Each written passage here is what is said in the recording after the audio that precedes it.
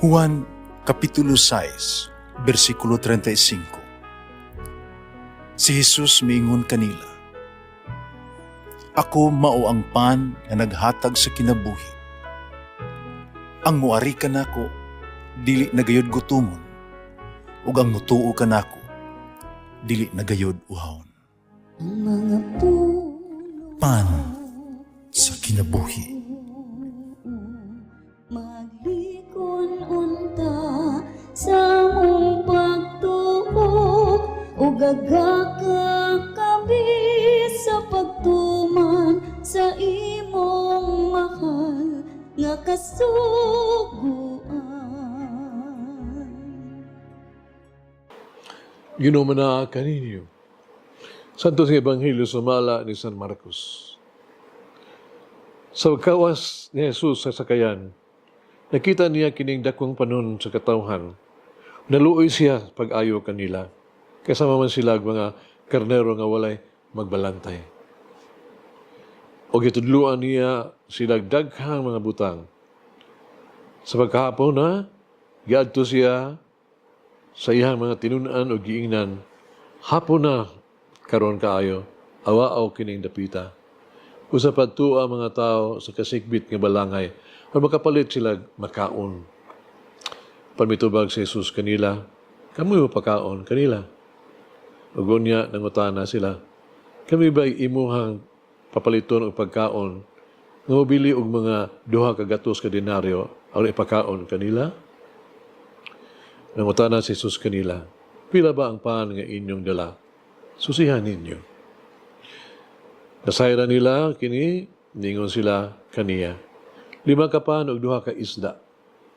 Nagisugo ni Jesus ang iyang mga tinunan sa pagpundok-pundok sa mga tao, palingkuron, sa lunhawng mga balili. Busa nagpundok-pundok ang mga tao, naglingkod sa tigkaliman o tinggatos. Gikuha ni Jesus ang 5 ka pan ug 2 ka isda. Mihangad siya sa langit. Nagpasalamat sa Dios. Unya iyang gipikas-pikas ang mga pan o gihatag ang iyang mga tinunan o apod-apod ngadto sa mga tao. Iya usab nga gibahin-bahin ang mga isda alang kanilang tanan. Nangaon o nangabusog ang tanan o ang nasalin sa pan o isda gihipos sa mga tinunan o kini nakapuno o napulog 2 ka bukag. Dato higayuna, nangaon sa pan 5,000 ka mga lalaki. Ang Ebanghelyo sa Ginoo. Pasalamati ang Ginoo kay siya maayo, ang iyang gugma mulungtad hangtod sa kahangturan. Pasalamati ang Diyos sa tanang mga Diyos, ang iyang gugma malungtaron. Pasalamati ang Ginoo sa mga Ginoo, ang iyang gugma balungtaron.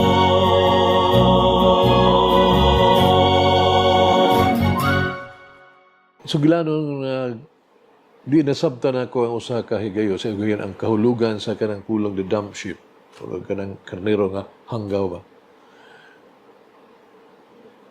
Di sa kagayo nga ang sugilanon din ang kanding ug ang karnero musuod kaayo nga higala sa isig usa. So kadlaw ni ana ang kanding nagbinuang sa karnero. Samtang nisakay sila og bus, nakahukom ang kanding nga misakay, pero may kanaog nga walang mobayad sa plite sa konduktor, no?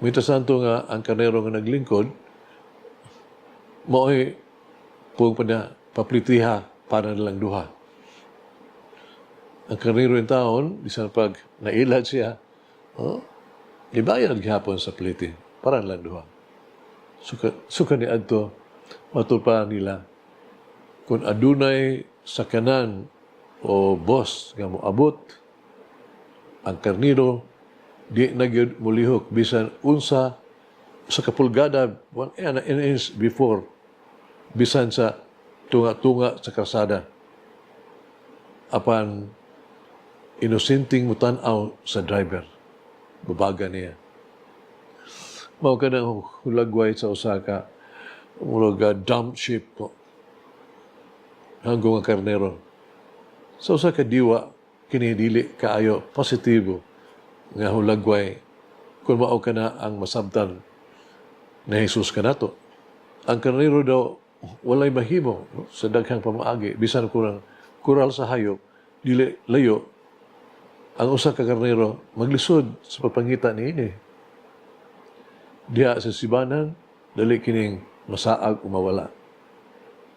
Mao ka ang rason nga no nga ang panon kinahanglan kanunay og maayong magbalantay. Ang Pasko nagpunting sa gugma sa Dios ang ipadayag sa pagkatao sa iyang anak sa uban kanato.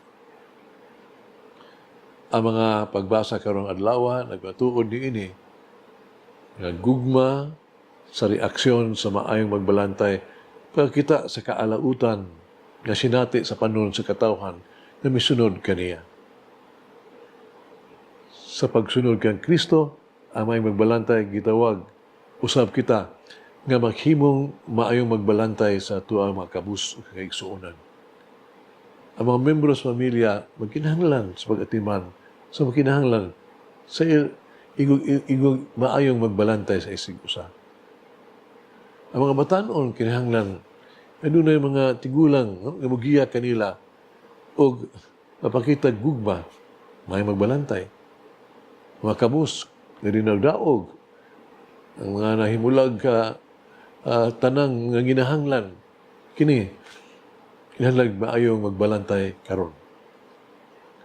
Sama ni Moises ug David napuno sa espiritu sa may magbalantay kita usab mahimo sa maayong balantay sa karnero o sa atong isikataw. Mag-ampo kita magagahom nga Dios nga nagbubo ka namo sa bag-ong kahayag sa imong pagkatao nga pulong. Itugot nga sama nga kahayag agidikutan sa among mga kasing-kasing mudanaag sa mo ang kinabuhi. Pinaagi ni Kristo among Ginoo. Amen. Oh Mary, teach me to walk in faith and love. Mulangin ang Diyos magagahom sa tanan, Amahan, Anak, Espiritu Santo. Amen. May the Lord of the divine mercy bless us all, heal us from all diseases and suffering. Ayun unta niya kita, tanang mga sakit na to sa lawas, o sa kalag, body and soul.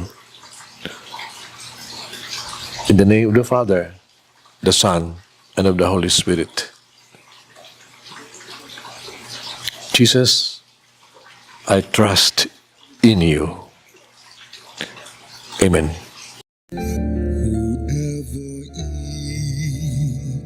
The bread of life will never hunger, says the Lord.